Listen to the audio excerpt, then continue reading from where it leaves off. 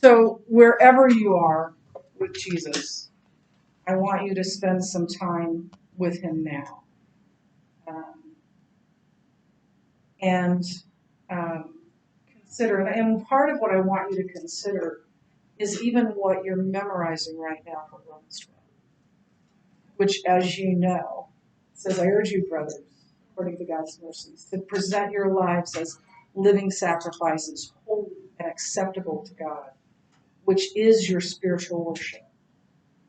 And I've told you that other translations say, which is your reasonable worship, based on God's mercy in our lives. The only reasonable thing for us to do is to turn our entire lives, everything about us, body, mind, spirit, over to him. And so I want you to spend some time contemplating, thinking, and journaling, praying, however it looks for you. I am going to play a song. It happens to be my favorite hymn, but I think it's also a good song, a good hymn for this purpose. So this is an old hymn. Right survey the one that's cross. So don't consider the music so much as the words.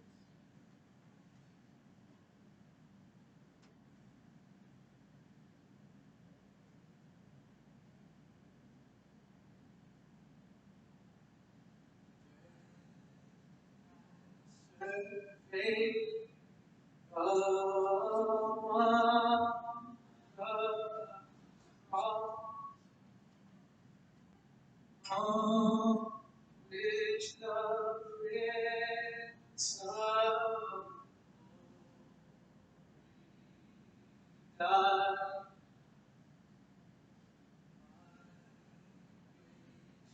escape, I count but lost,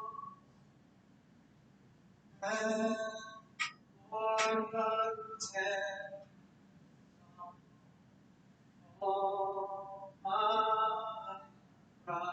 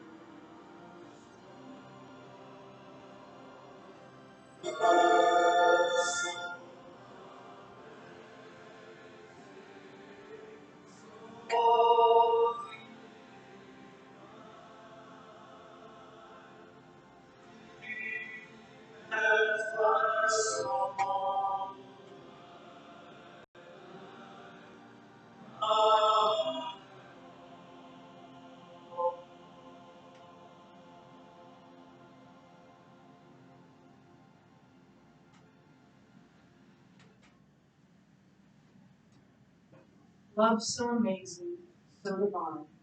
That's my life, my soul, my all.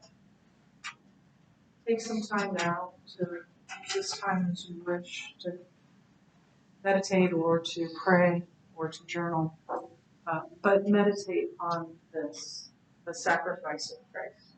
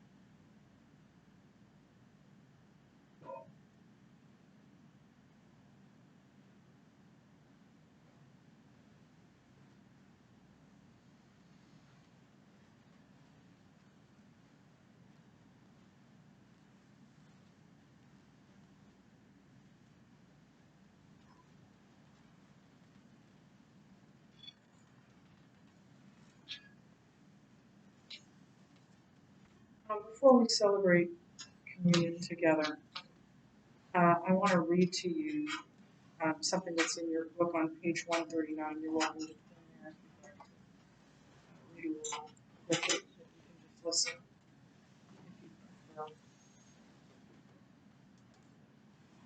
And it's called The Privilege of Adoption. Children of royalty, crippled by the fall, permanently marred by sin, living parenthetical lives in the chronicles of earth only to be remembered by the King. Driven not by our beauty, but by his promise, he calls us to himself and invites us to take a permanent place at his table. Though we often limp more than we walk, we take our place next to the other sinners made saints, and we share in God's glory. May I share a partial list of what awaits you at his table. You are beyond condemnation. You are delivered from the law. You are near God. You are delivered from the power of evil. You are a member of his kingdom. You are justified. You are perfect. You have been adopted. You have access to God at any moment. You are part of his priesthood. You will never be abandoned. You have an imperishable inheritance. You are a partner with Christ in life, in privilege, and in suffering. You are a member of his body. You are a branch in the vine. You are a stone in the building. You are a bride for the groom. You are a priest in the new generation. You are a dwelling place of God's Spirit. John 10:29 says this. Jesus is speaking. My Father, who has given them to me, meaning believers, is greater than all. No one can snatch them out of my Father's hand. Hebrews 13:5 says, keep your lives free from the love of money and be content with what you have, because God himself has said, never will I leave you, never will I forsake you. 1 Samuel 12:22 says, for the sake of his great name, the Lord will not reject his people, because the Lord was pleased to make you his own. Psalm 37:28 says, for the Lord loves the just and will not forsake his faithful ones. They will be protected forever, but the offspring of the wicked will be cut off. And then John writes in 1 John 5, he who has the Son has life. He who does not have the Son of God does not have life. I write these things to you who believe in the name of the Son of God, so that you may know that you have eternal life.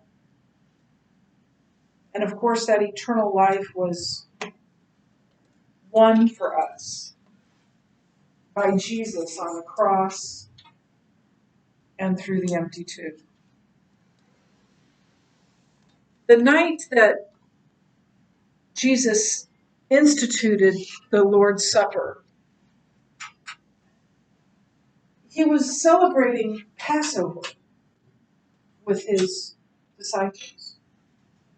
And they knew all about Passover. They'd celebrated Passover their entire lives. Their people had celebrated Passover for centuries, millennia even, at the time of Christ. And you know the story of the Passover. The people of God were enslaved in Egypt, and God rescued them with an angel who passed over the Jews, and they were set free.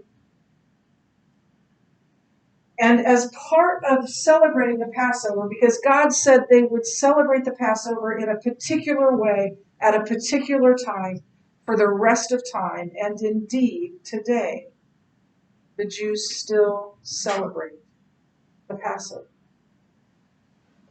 And every part of that meal, every part of that Passover meal has significance, tells the story of their rescue.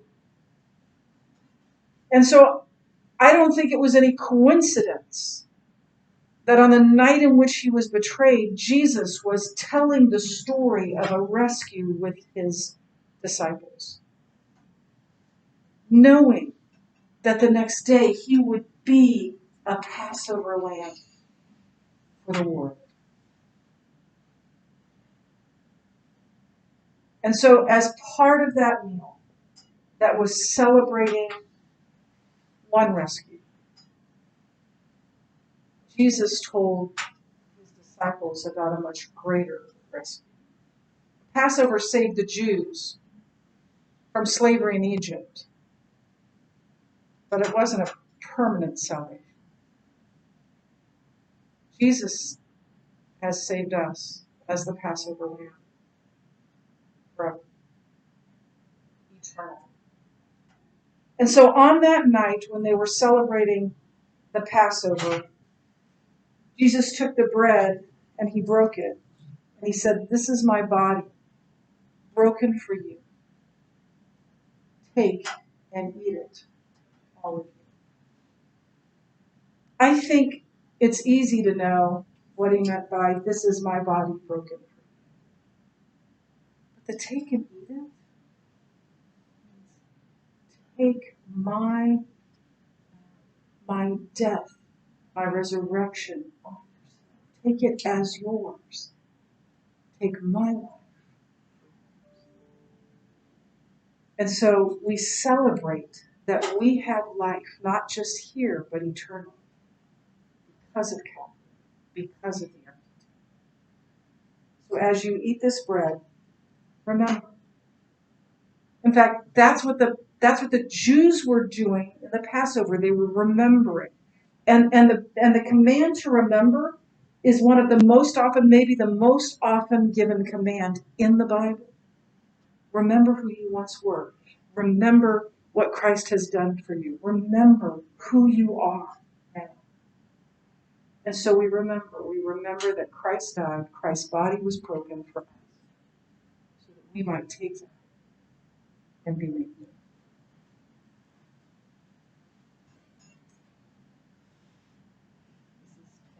Christ's body.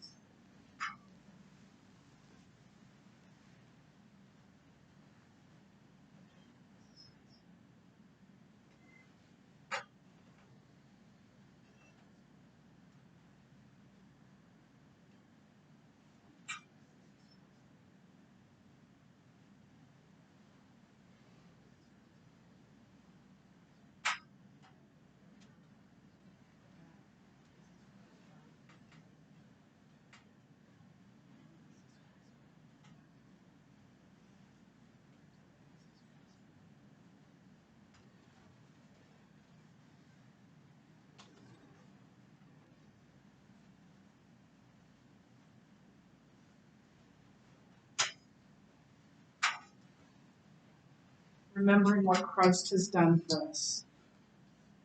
Take this.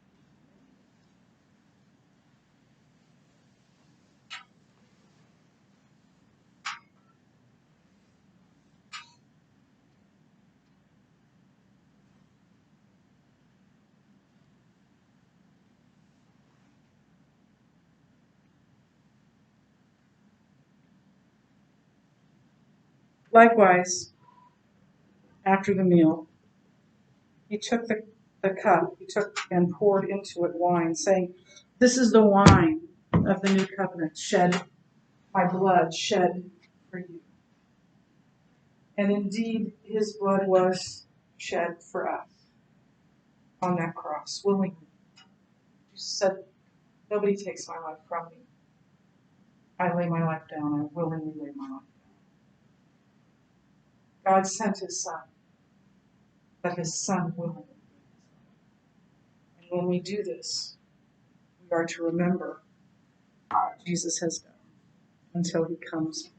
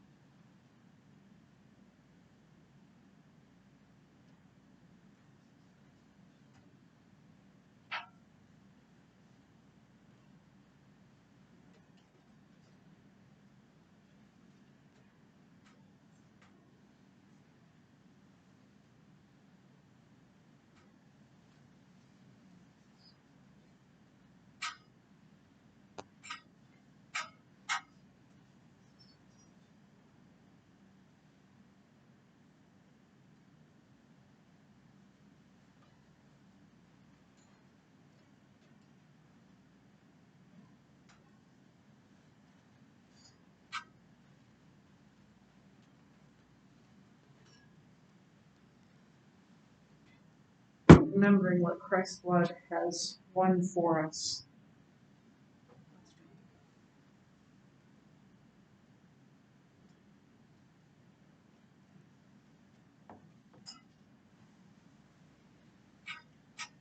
And every time we eat the bread and every time we drink the cup, we remember Christ's sacrifice until he comes again. I want to end by playing one more song for you, an invitation, not just to come to this altar of communion, but come to the altar of worship of Jesus Christ. We'll end with this.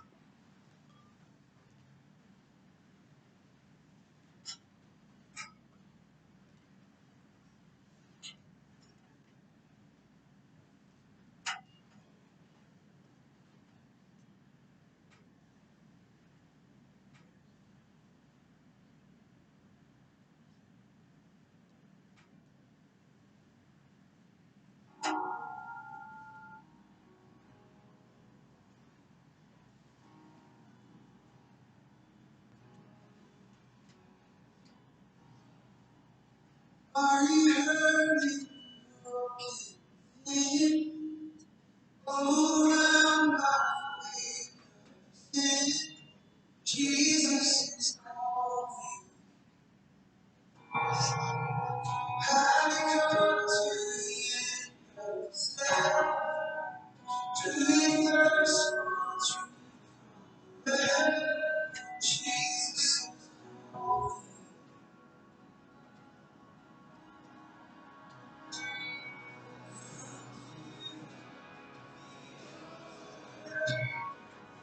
Father's arms are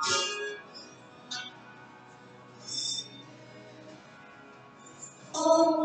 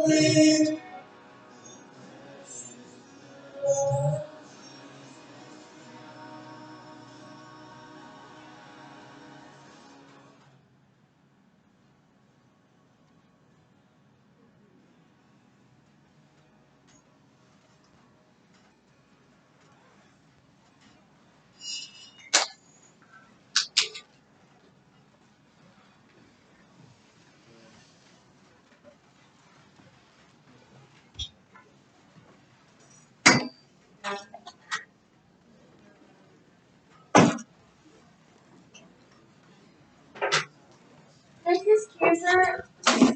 Mrs. Cuser? Do you want me to stop the video? Yes. Bye, guys.